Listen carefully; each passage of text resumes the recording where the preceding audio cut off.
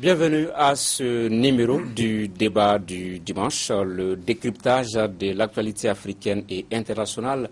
Aujourd'hui, nous allons parler de ce sommet Inde-Afrique. On va également essayer d'aborder l'issue des élections présidentielles en Côte d'Ivoire et du référendum au Congo-Brazzaville.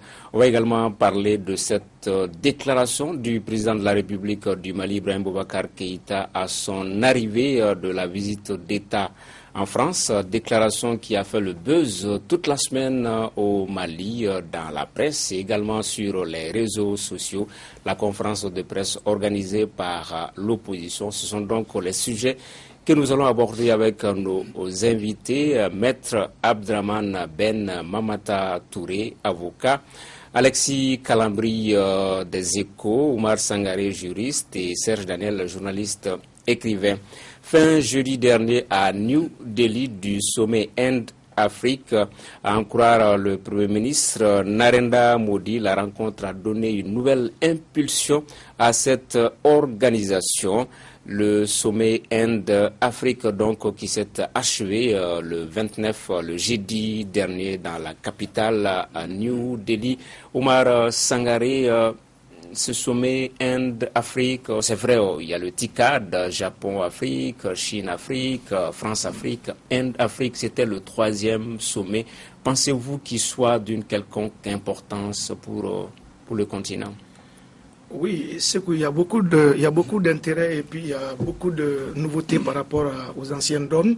Et la première par laquelle je vais commencer, c'est que réellement, c'est une intention renouvelée de la Chine de pouvoir reconstruire un ensemble autour d'elle, étant donné qu'effectivement, comme la Chine, elle fait partie des ensembles des pays émergents, et de là, elle a aussi vocation à pouvoir au moins faire une place au soleil dans la géopolitique commerciale mondiale et voire économique. Donc, si vous partez dans un élan de comparaison avec son homologue chinois, j'ai l'impression que ça vient à point nommé, d'autant plus que l'orientation que l'économie mondiale est en train de prendre au XXIe siècle, c'est qu'aucun pays pris individuellement ne pourrait se développer à lui seul. Donc il faut intégrer les grands ensembles, avoir, si vous voulez, une certaine influence par rapport aux zones d'approvisionnement que l'Afrique constitue, et aussi avoir des espaces potentiellement de consommateurs pour que les produits fabriqués à l'interne puissent être écoulés. Donc dans cette option-là, la Chine est venue au moment opportun et l'orientation que le Premier ministre Modi Narendra a donnée aux ambitions globales chinoises, l'Inde, cadre avec les attentes des Africains, et la suite des débats vont davantage nous éclairer parce que je vais juste là m'arrêter. Alexis, le lapsus de M. Sangaré, Chine, peut-être ça témoigne peut-être de la nécessité de diversifier un peu puisque la Chine est beaucoup plus présente. C'est vrai qu'on a été, disons, plutôt en contact pendant longtemps avec la Chine que l'Inde parce que pendant longtemps l'Inde, son contact avec l'Afrique était plus l'Afrique du Sud et certains pays côtiers. Mais ces sommets, pour ne prendre que le cas du Mali, ces sommets globalement ont permis aux Indiens de s'intéresser à l'Afrique, de s'ouvrir à l'Afrique et aux entreprises de venir. Si vous prenez, comme je le disais, le cas du Mali, vous avez de plus en plus d'entreprises chinoises qui s'installent, et indiennes, pour ne pas faire le même lapsus, d'entreprises indiennes qui s'installent au Mali. Ils sont dans le ciment, ils sont dans l'extraction du fer. Mais vous avez une ambassade qui s'est installée ici et de plus en plus, on a des étudiants qui vont pour les études en Inde parce que, semble-t-il, c'est moins cher et ça a l'avantage d'avoir l'anglais. Donc, je pense que, ne serait-ce qu'à ce niveau, ça donne de la visibilité, ça permet plus d'échanges diplomatiques, économiques. Touré. Merci. Moi, je pense que, globalement, ce sommet s'est penché sur 2 questions fondamentales. Le premier des engagements, c'est d'ordre économique, comme mes prédécesseurs ont eu à le dire tout à l'heure.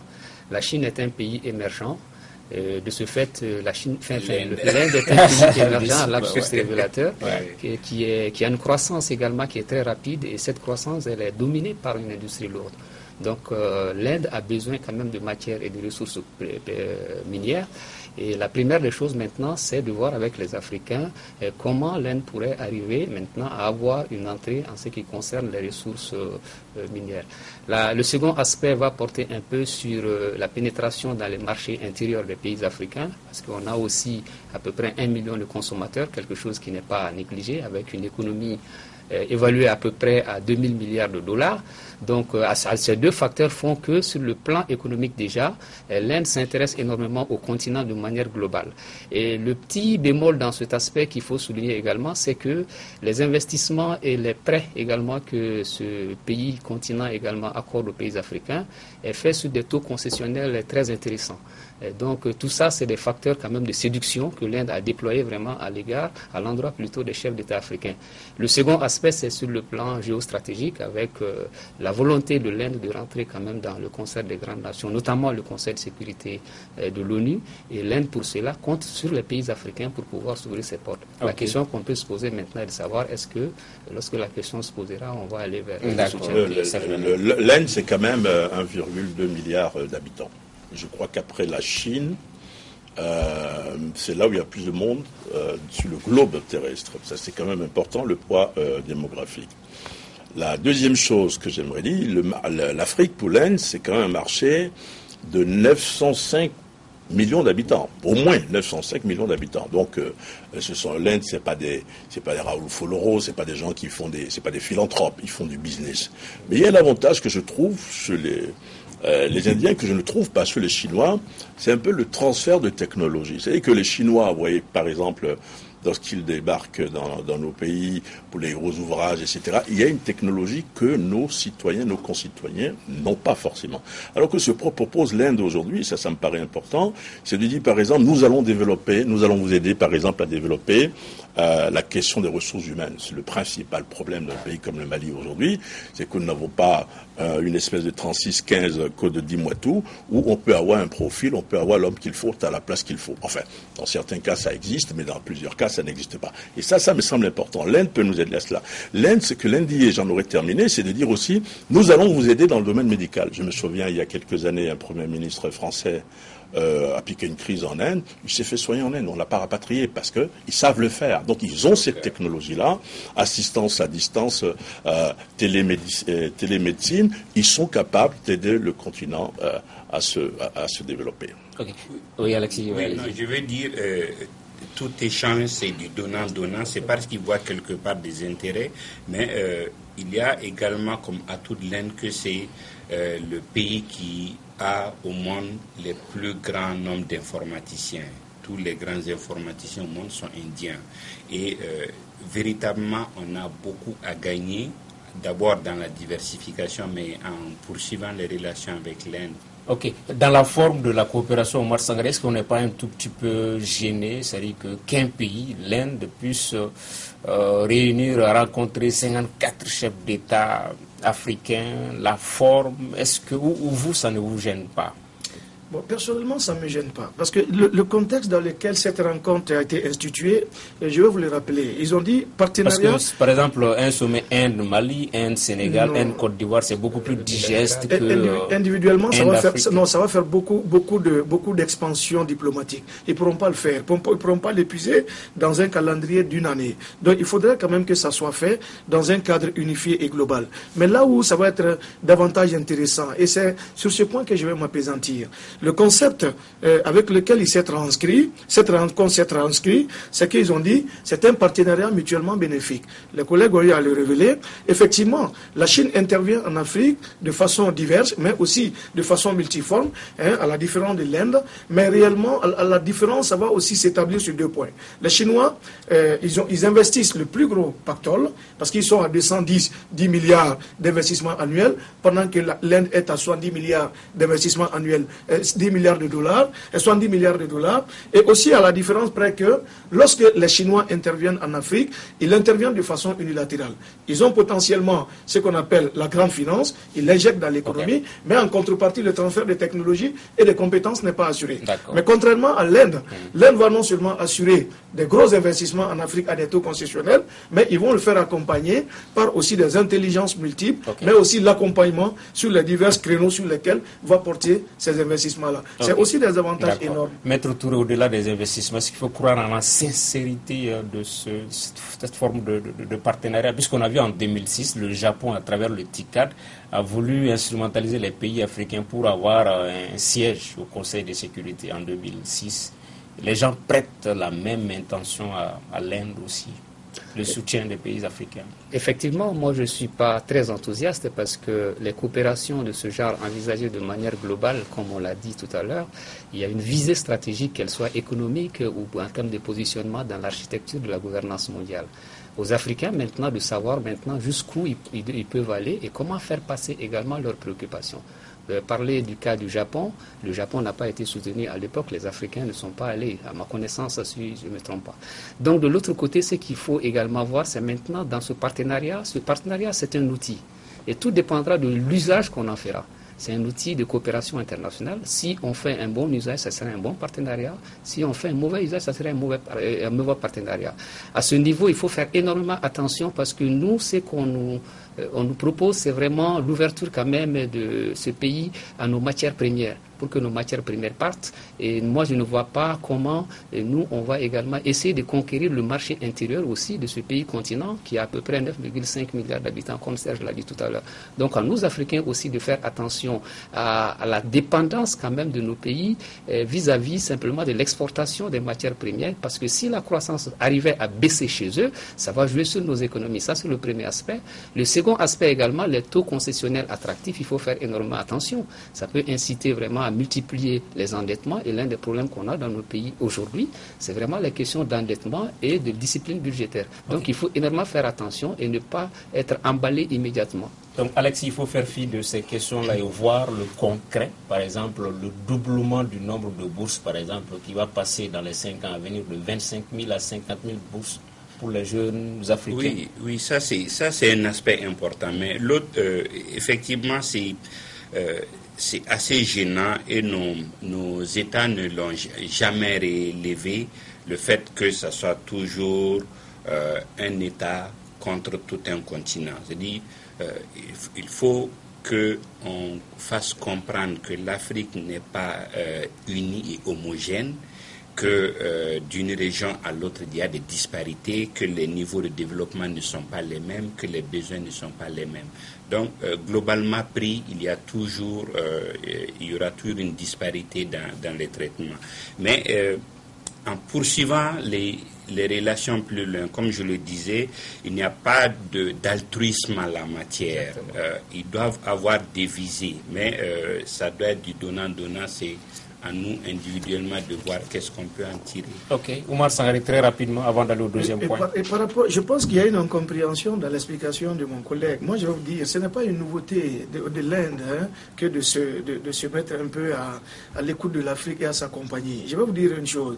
Depuis l'accession de l'Inde à l'indépendance, il y a eu d'abord un premier partenariat. Et ce partenariat initié sur base de développement agricole, sur base de développement télééducation, télémédecine, ça a été un peu rompu par les différentes péripéties de l'histoire de l'Inde. Vous allez comprendre un peu dans l'évolution de ce pays-là que n'eût été la dévaluation de la roupie, la monnaie indienne en 66 et les grands sécherés de 65-66 et aussi ce qu'on appelle le choc pétrolier de 73, l'Inde était bien partie pour être le bon partenaire de l'Afrique. Et les axes qui ont été balisés étaient des axes par rapport à l'intégration Chine sur la base de la conception de l'idéologie tiers-mondiste. Nous avons été tiers-mondistes au même moment et nous avons cheminé un bon temps pour la réhabilitation de l'économie des pays en voie de développement, chose que la Chine actuellement est venue quand même à se tirer du lot. Donc voilà, c'est pas une nouveauté.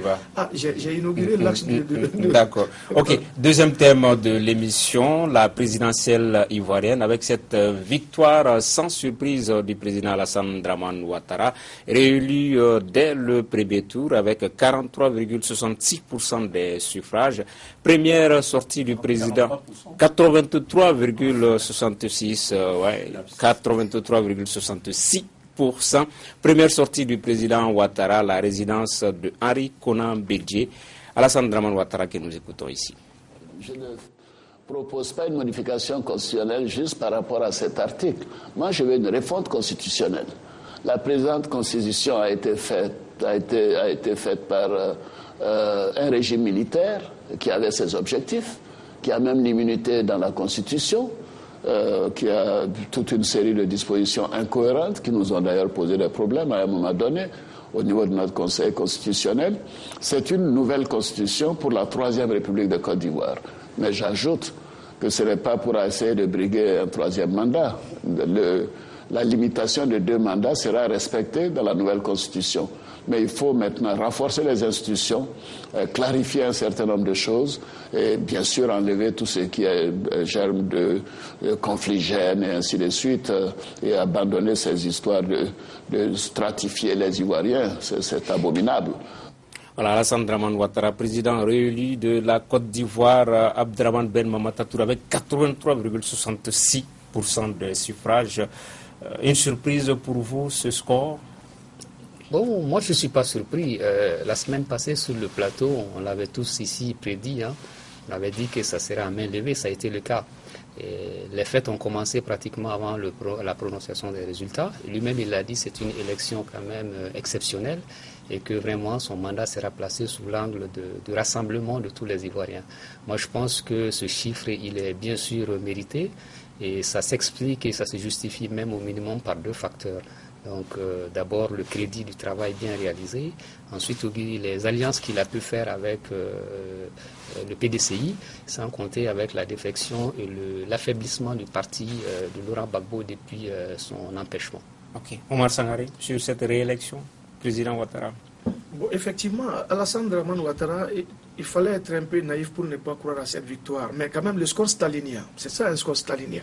83, combien %, c'est beaucoup trop dans les démocraties modernes. Mais comme il a dit... Il y a des provinces, à Ferké par exemple, tout à fait. À Ferké il a eu 97-98% des Non, ça c'est des scores exclusifs. Mais déjà, tout ça s'explique. Comme il a dit, ça s'explique d'abord par l'émiettement des grands partis en face et aussi la quasi-inexistence même du challenger potentiel qui est le FPI via Gbagbo, qui se trouve aujourd'hui vers l'autre côté de la rive, dans une bagne, et avec un peu l'effondrement du système unitaire au sein du FPI, donc on ne pouvait pas compter sur Afingessa. Et le tiraillement au sein du PDCI, le principal parti ivoirien, qui aujourd'hui, sous la coupole de Bédié, a quand même fait allégeance totale, même si quelques voix discordantes à la personne de Kwadjo Kwasi Bertin ont essayé de faire défection, pratiquement leur personne ne pèse pas lourd dans l'échiquier politique ivoirien. Donc voilà un peu des raisons qui, mis côte à côte, ont fait un peu ce qu'on appelle l'emphase. Bertin n'a pas fait défection. Okay. Non, je dis qu'il n'a pas fait défection, il ne pèse pas. Okay. Alexis Calabri, l'enjeu c'était aussi le taux de participation qui a tourné autour de 50%. C'était important? Oui, l'enjeu c'était le taux de participation et également, disons, les participants. C'est bien que vous demandiez parce que vous étiez là-bas et j'espère que vous allez nous éclairer.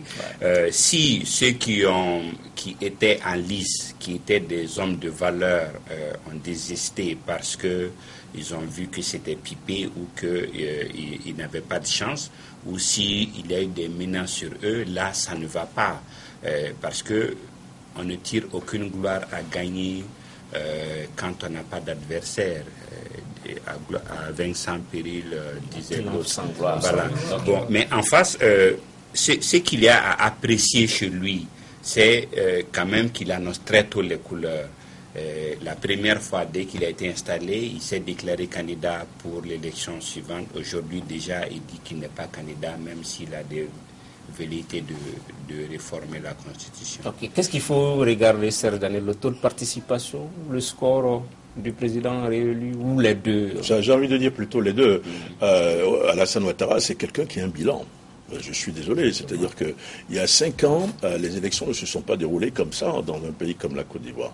Ce monsieur a un bilan, il a une équipe solide, il aime son pays, il a ouvert de grands chantiers et surtout, moi, ce qui m'a frappé pendant son règne, son premier quinquennat, c'est la modestie qu'il avait vis-à-vis du président Bédié. Pourtant, si on fait l'histoire, Bédié fait partie de ceux qui, à un moment, l'ont empêché d'être candidat à la présidentielle. Et donc, je pense que ça, c'est quelque chose qui m'a vraiment frappé. C'est la modestie qu'il a eue vis-à-vis de Bédié. Maintenant, il faut aller un peu plus loin. Vous avez le cas Gbagbo, il est à la CPI, vous avez son épouse qui a été condamnée.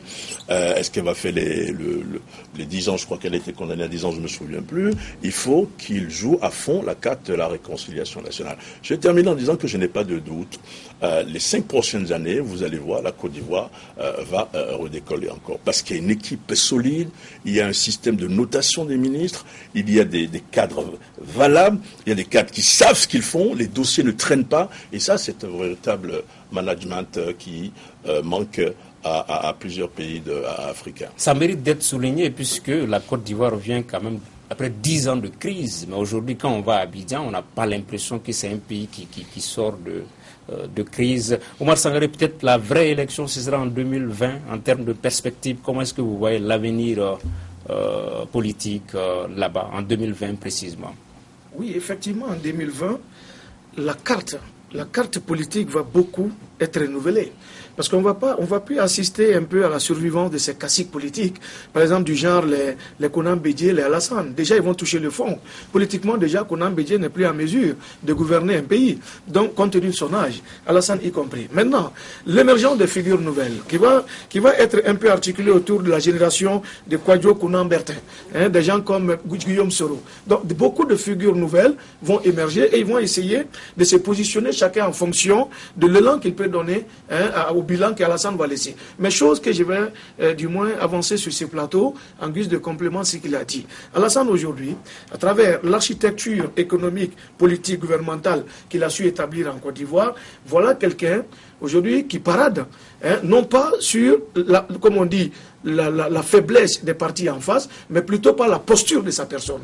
La carrure qu'il a su imprimer, la marque, il rassure la population. Il y a un bilan qui milite en sa faveur. Et le pacte de confiance est renouvelé entre lui et son peuple fait que effectivement il a transcendé l'ancien score et il s'est mis au sommet avec un nouveau score qui, du plus, n'étonne guère. Ça n'étonne pas. Maître Touré, le rajeunissement du leadership politique, c'est ce auquel on va assister en 2020. Effectivement, si je dois revenir sur la même question, je dirais simplement qu'Alassane a très bien commencé. Alexis l'a dit tout à l'heure. Il a posé déjà, montré les voies par lesquelles il va passer. Il ne sera pas candidat prochainement. 72 ans en 2020, il aura 78 à peu près.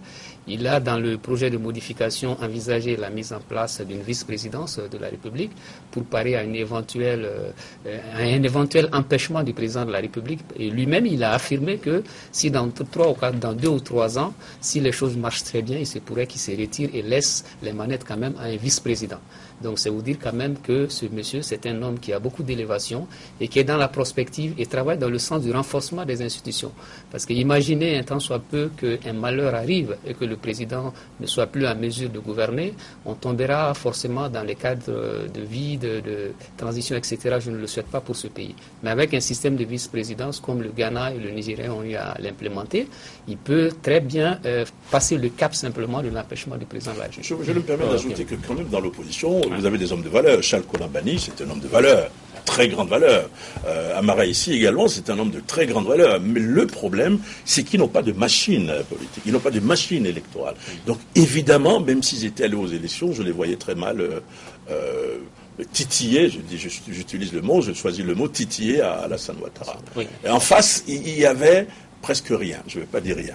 Ouais. Et puis les 54% aussi, j'avais envie d'ajouter les 54% aussi, il y a une autre façon de le voir. Peut-être les gens se sont dit que le truc que je jouais d'avant, c'est pas la peine d'aller voter. Donc ce n'est pas par peur ni par désintérêt, on se dit simplement que quelle que soit la configuration, Alassane va passer. Donc ça peut expliquer aussi, mais c'est pas un désintérêt, moi je pense. Alexis, il y a cette équation de la fusion PDCI, RDR, le rassemblement, le RHDP, en faire un parti politique ou que ce soit le candidat du PDCI qui va porter les couleurs de l'Alliance lors de la présidentielle de 2020. C'est une équation aussi. Oui, alors c'est une équation qui est grosse de beaucoup de menaces d'implosion. Vous avez deux grosses pointures. Soro se positionne et légitimement aujourd'hui peut prétendre à la magistrature parce qu'il a un parcours, un bilan qui milite à sa faveur, quoique. Et de l'autre côté, vous avez assez de caciques du parti qui ont, disons, légitimement le droit de prétendre si on doit jouer sur ce mécanisme de choisir dans un camp et dans l'autre. Donc, ça va amener beaucoup de dissensions internes et je pense que c'est pas gagné d'avance. Ok. Troisième thème de l'émission, le même dimanche, au moment où c'était cette présidentielle en Côte d'Ivoire, il y avait un référendum au Congo-Brazzaville et selon des chiffres communiqués par le ministre de l'Intérieur, le oui l'aurait emporté à près de 93% avec un taux de participation estimé à 72%. Côte d'Ivoire, exemple de démocratie, est-ce que le Congo-Brazza, c'est l'antithèse? Non, pas forcément. Premièrement, vous avez vu 73%, ça veut dire que le peuple s'est exprimé. Deuxièmement, l'argument des autorités a consisté à dire qu'il s'agit de faire un référendum pour toiletter les textes et qu'il n'est pas question jusque-là d'une candidature du président sortant. Donc, à la limite, sur cette base, on peut dire que c'est juste un exercice démocratique qui a mobilisé les foules. Okay. Est-ce que c'est un passage en force que Sassou est en train de tenter, Maître Touré? Évidemment, moi je tempère un peu les propos d'Alexis, parce que quand on regarde les élections, Oumar a parlé tout à l'heure de score à la soviétique, moi je pense que c'est au Congo que c'est plus approprié que la Côte d'Ivoire. Nous avons vu qu'avant le référendum, on a fait des consultations populaires, n'est-ce pas, pour tâter le pouls, voir est-ce que ça va être suivi ou pas. Ces consultations ont échoué, l'opposition est dehors, il y a les mouvements de jeunes qui sont dehors, et 72%, je ne sais pas, ça correspond à quel peuple, à quelle population. Ça pose pour moi en réalité la question de la crédibilité même de la gouvernance de ce référendum. Parce que la chose en elle-même, elle porte beaucoup de modifications qui peuvent être importantes pour le pays. Mais ce qui gâche la donne simplement, c'est les deux verrous simplement de l'âge et de la limitation du mandat. En réalité, on a utilisé les voies démocratiques simplement, mais sans pour autant se donner les moyens d'assurer la fidélité simplement de ce que le peuple ressent et de ce qui est ressorti dans les urnes. Omar Sangaré. Le taux de 70% évoqué par Alexis Calandry, ça dépend de quel bord on se situe. Par exemple, vous dites 70%, on a dit 93% officiellement. Et l'opposition parle de 10%. Vous voyez? Donc le taux de participation est 72%. Mais le oui l'a emporté avec 92,7%. Mais même là, l'opposition parle de 10%. Et d'ailleurs, l'opposition s'est toujours un peu raffermie par les observateurs, les propos des différents observateurs internationaux, qui disent qu'effectivement, c'était carrément désert les bureaux de vote. Donc c'est pour vous dire que moi, je préfère plutôt m'inscrire dans la dynamique de l'opposition pour dire réellement que le taux de 70% n'est pas justifié. Mais là où Sassou Nguesso aurait tort, ce dictateur, vous voyez, de 72 ans, de 70 ans, 71 ans. Et voilà un peu ce qu'il a fait et qu'il aurait dû ne pas faire. Le président Sassou Nguesso, c'est un cycle infernal de violence qui vient d'ouvrir au Congo. Et si vous connaissez un peu la sensibilité de ces pays-là, avec la Guinée équatoriale, l'Angola et tout ce qui s'ensuit, c'est des pays qui reviennent d'une longue tradition de guerre ethnique, confessionnelle de tout genre. Et ajouter à la longévité politique, c'est déjà une brèche ouverte à l'instabilité politique. Donc il n'aurait pas dû ouvrir la boîte de Pandore. Je vois déjà des réticences là-bas, mais j'en suis sûr que c'est... Ok, d'accord. Serge Daniel sur la question. Non, je pense que M. Sassou Nguesso n'est pas encore sorti de l'auberge. Parce qu'il y a quand même des zones de turbulence. On sent quand même que les choses bougent toujours, que ce n'est pas si stable. Le problème de l'opposition ou des forces vives congolaises, c'est qu'elles sont, elles sont plus présentes à l'extérieur. Elles font plus de bruit à Paris qu'à l'intérieur. Il n'y a pas, de mon point de vue, pour le moment, cette capacité de mobiliser Comme au Burkina Faso. Ça n'existe pas. Un mouvement citoyen ou les syndicats, ça n'existe pas. Mais cela ne veut pas dire que c'est un boulevard que le président Sassou Nguesso a devant lui. À mon avis, ce n'est pas encore terminé. Alexis. Non, je pense que il avait les analyses de Sangaré ne tiennent pas. En ce sens que jusque-là, si effectivement l'intention c'est que de toiletter les textes, il n'y a pas de problème. D'ailleurs, ça ôte tout argument à l'opposition. Et vous avez vu, il n'y a pas eu, c'est vrai qu'il n'y a pas, depuis un certain temps, il n'y a pas une opposition très structurée et capable de mobiliser, mais ils n'ont pas d'argument encore parce que, à la limite, si Sassou est candidat, ça fausse les données et ça... il y a beaucoup de lectures possibles, mais je pense que pour le moment, on les prend au mot. Il s'agit juste de faire en sorte qu'on ait des textes qui peuvent permettre une bonne gestion. Ok, maître, je voulais vous faire réagir sur l'attitude de la France. On se rappelle le sommet de la francophonie à Dakar, où le président Hollande a dit que les tripatouages constitutionnels, la France ne va jamais accepter. Mais cette fois-ci, on a l'impression que l'Élysée essaie de comprendre un peu ce référendum au Congo. Est-ce qu'il y a rétro-pédalage selon vous? Non, moi je pense qu'il n'y a pas de rétro-pédalage parce que lorsque le président français a affirmé que Sassou a le droit de consulter son peuple, il a tout à fait raison. Sur les principes, ce n'est pas l'essence même de la consultation populaire qui est en jeu. Mais si c'est le gouvernement qui organise, bon... Oui, non, mais c'est le gouvernement qui a la charge de l'organisation de toutes les consultations dans tous les pays. Ça ne peut pas être quelqu'un d'autre. Maintenant, ce qui pose problème, c'est la qualité de la gouvernance quand même de ce processus référendaire. C'est là où le problème commence. Et si vous observez très bien et vous suivez l'actualité, vous vous rendez compte qu'il a tempéré un tout petit peu après en disant simplement qu'il fallait des compromis, il fallait une forme de concertation qui donne un consentement social gage de stabilité. Malheureusement, cela n'a pas été le cas. Donc le président Sassou a continué. Donc François Mitterrand était parfaitement dans son rôle. François Hollande était parfaitement dans son rôle que de dire que Sassou a le droit de consulter. Il a eu organisé un référendum. Okay. Oumar Sangaré, 30 secondes avant de conclure cette partie. Moi, je ne comprends pas. Tout le monde connaît un peu la nature de ces dinosaures politiques. Voilà quelqu'un qui est sorti un peu de l'état des nombres de services de renseignement au statut de général, puis du président, marxiste, tropicalisé, et il a beaucoup de tours dans son sac. Et tout le monde sait qu'il n'y avait pas de raison d'organiser, à quelques encablures des élections présidentielles, une quelconque réforme constitutionnelle, s'il n'avait pas l'intention derrière de se représenter. Mais je vais aussi en rajouter quelque chose au propos de Touré pour dire qu'effectivement, Sassou Nguesso, il a quand même eu un peu ce qu'on appelle la chance et l'avantage politique d'avoir annihilé ses adversaires, de les réduire en néant, en les intimidant, parfois en les absorbant dans le système du parti au pouvoir, et aussi empêcher à la jeunesse de trouver un peu le créneau d'expression possible, nécessaire pour s'imposer comme force de changement. L'alternance va venir d'où? Peut-être s'il y a une pression de la communauté internationale, et par le biais de la France, je n'en vois pas. Parce que la manière dont Hollande a tergiversé par rapport au contexte congolais, ça démontre en suffisance un peu l'ambivalence de la France vis-à-vis de ses ex-colonies. Ok, dernier thème de l'émission, avec les suites de la visite d'État du président Ibrahim Boubacar Keïta en France.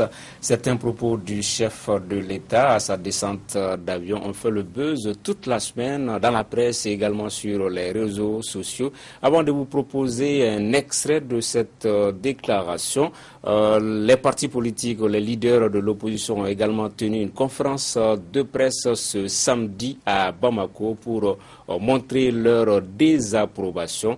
Avant donc de vous proposer des extraits de cette conférence de presse, on écoute ensemble le président Ibrahim Boubacar Keïta à sa descente d'avion à l'aéroport de Bamako-Sénou. Nous avons dit le pays, nous avons dit quel pas nous avions franchi, à quelle étape nous étions. Salué par tout notre peuple qui pense au Mali, qui ne vit pas en gérant des mesquineries politiciennes, par rapport auxquelles j'étais très clair. Démocrate je suis, un combat de plus d'une moitié de siècle me permet de le dire tout haut. Et je sais qui est dans ce pays. Et c'est pas n'importe quel Jacques qui va m'apprendre le là. Je tolère que l'on soit pas d'accord avec Ibeka, mais que l'on fasse tort au Mali, non. On a essayé de saboter ce voyage. M. Dramé a fait le voyage pour aller publier des tracts à Paris, contre l'accord, déformant les faits à souhait. Mais je dis à ce petit monsieur qu'il est temps d'arrêter. Qu'il est temps d'arrêter d'attenter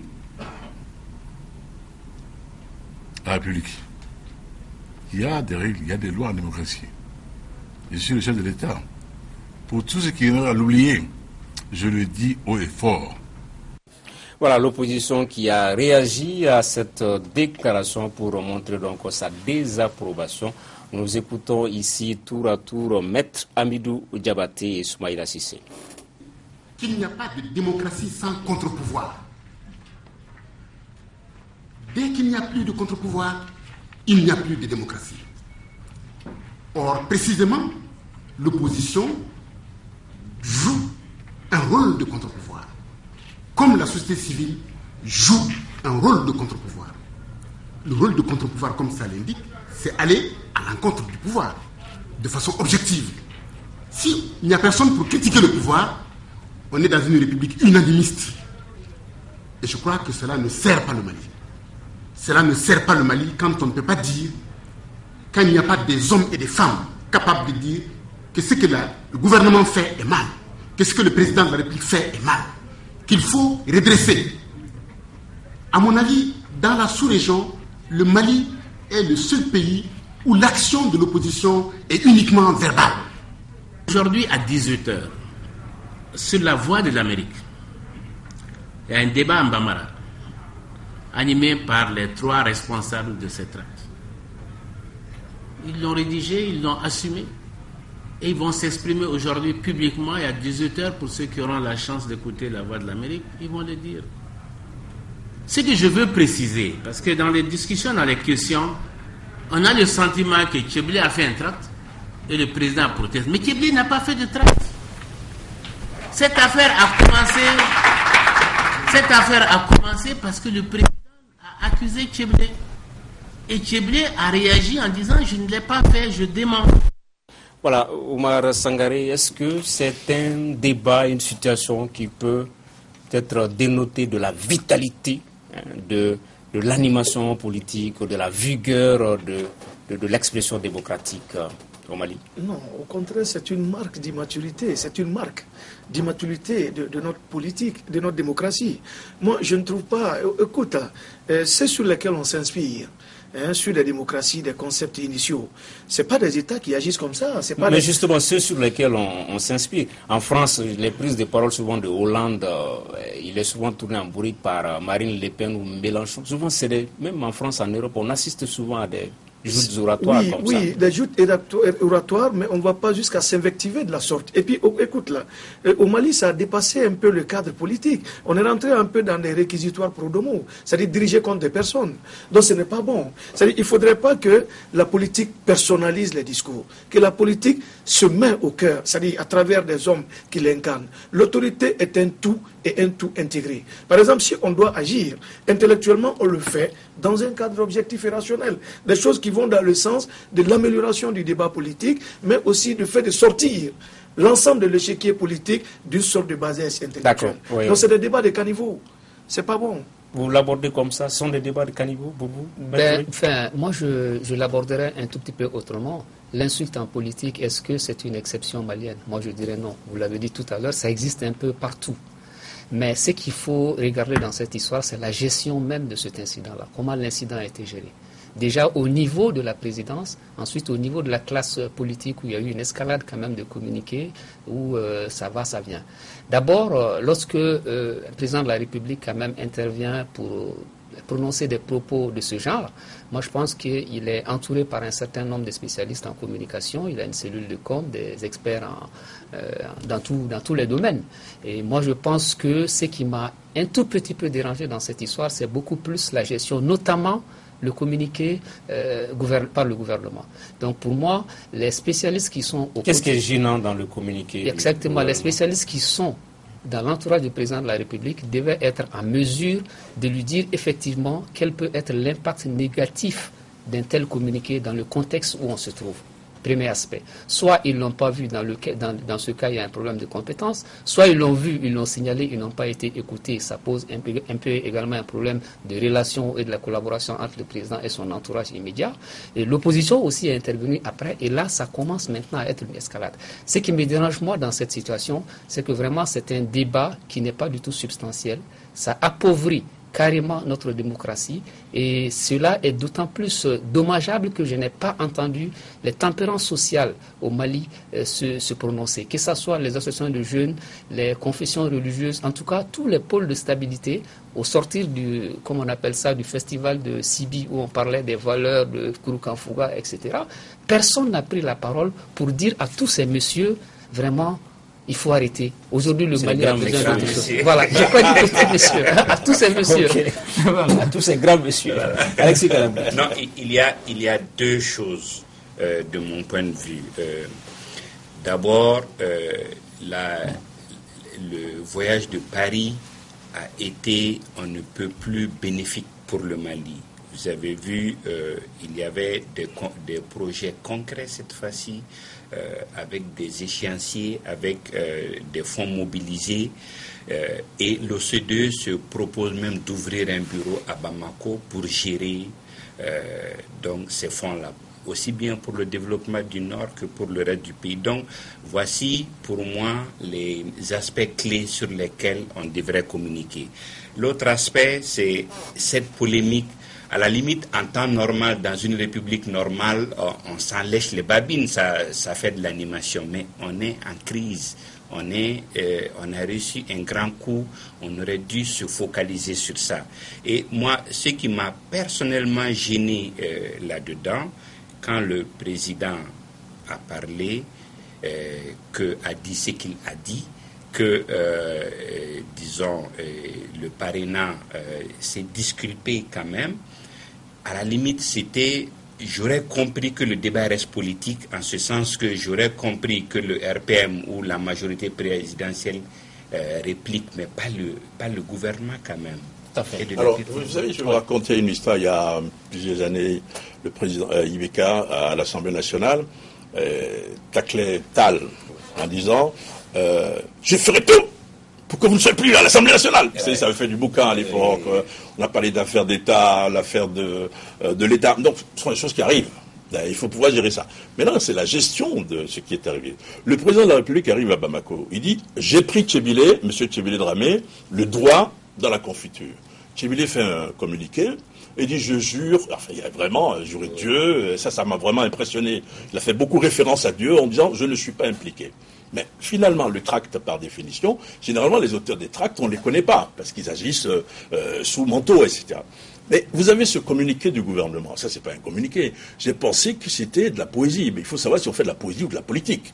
Ce communiqué du gouvernement qui est venu par la suite, en réponse au discours, à la déclaration de M. Tchébile Dramé, c'était, à mon avis, très, très, très mal vu. Maintenant, bon, on dira, oui, des gens sont contre, des gens sont pour. Vous avez vu la conférence de presse de M. Soumaïla Cissé, l'opposition est derrière Tchébile, la majorité est derrière le président. Je pense que ça, il y aura pas de grandes conséquences. Ce qui s'est passé, c'est passé. Il faut en tirer les leçons et puis il faut avancer. Je voulais terminer en disant que cette visite de Paris, je n'étais pas là la semaine dernière, c'était une visite qui était bénéfique. J'étais une visite, oui, j'étais à Paris, mais dans le cadre d'un livre que j'écris, alors que toi, tu t'es invité. Alors donc, c'était une visite très importante, à mon avis. C'est un peu comme si les deux pays avaient décidé de mettre les compteurs, dit bon, on a chacun ses torts, voilà les torts du Mali, voilà les torts surtout de la France, on met les compteurs à zéro. C'était le Mali qui était célébré, mais le président de la République. Donc cette polémique n'empêche pas de souligner que cette visite a été pour moi un double succès. Oui, ok, rapidement, on s'achemine vers la fin. Juste pour ajouter à ce qu'il a dit, l'ambassadeur de France au Mali a vraiment été il est meilleur que l'ambassadeur du Mali en France. Voilà. Il a vraiment défendu la cause du Mali et c'était impressionnant, comme il disait. Ok. 30 secondes, Oumar Sangaré, vous pensez, comme l'a dit Maître, qu'il faut qu'il y ait une médiation pour calmer les ardeurs, ou pensez-vous que c'est bon pour l'expression, l'animation politique démocratique? Tout comme la démocratie a besoin de contre-pouvoirs, la démocratie doit aussi s'alimenter des pôles de stabilité. Je vais vous dire une chose, la société civile, force tampon contre ces genres de bavures. Et aussi, il doit y avoir ce qu'on appelle, moi j'appelle les soupapes d'apaisement. Il faut des soupapes. Au sein des groupements, au sein des ensembles, pour ne pas permettre à l'ensemble des animateurs politiques d'aller un peu dans les abominations. Ce n'est pas bon. Aujourd'hui, l'image du pays est rattachée à ce genre d'échange de mots. C'est-à-dire, nous, on a l'incarnation à la tête de nos partis politiques et de l'État des gens de valeur auxquels on a confiance et on continuera d'avoir confiance, nous, la nouvelle génération. Mais on veut voir autre chose dans la politique que des insultes, que des stéréotypes, que des propos de ces gens qui ne sont guère. En revanche, j'ai écouté d'autres personnes qui pensent que c'est bon que toutes les parties vont argumenter et que ce sera au peuple de savoir quel parti a la profondeur dans les arguments, dans les propos. Mais ce n'est pas des thèmes de profondeur, ça. Okay. Oui, mais sur cette question, mais où est la profondeur? Où est la profondeur? Là, on n'est pas dans le fond, on est dans vraiment l'écume. Adaptiam n'est pas là ce soir parce qu'il ne voulait pas notamment parler de cette question. Il dit qu'il ne sera pas à Bamako, donc c'est ce qui me fait donc à cette émission du débat du dimanche. Merci, messieurs, d'être venus, grand monsieur. La première fois, nous appelez monsieur. Ah, oui. Voilà, ok. Nos invités étaient donc Maître Abdraman Ben Mamata Touré, avocat, Alexis Kalambri, directeur de publication des Échos, Oumar Sangaré, juriste, et Serge Daniel, journaliste, écrivain. Merci de l'avoir suivi. À dimanche prochain pour un autre numéro du débat du dimanche.